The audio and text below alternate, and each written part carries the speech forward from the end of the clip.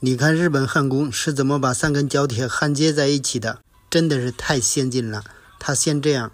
把3根角铁这样焊接在一起，然后再反过来用3根焊条这样怼在一起，做出标记来，然后再用焊条的标记在角铁上画出斜线来，3根角铁都这样画出斜角，两面全画出斜角，再用角磨机捋着这个斜线把它切掉，这样就可以完美的拼接在一起，而且焊好以后才会非常牢固，非常的美观。它这样是一个奔驰标的对接方法，你看它的形状像一个奔驰标一样。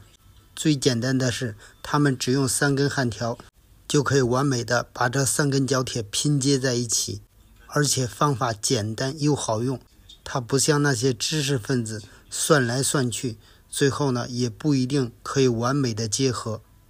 像他们这种最简单的方法，确实焊接起来非常的完美，非常漂亮。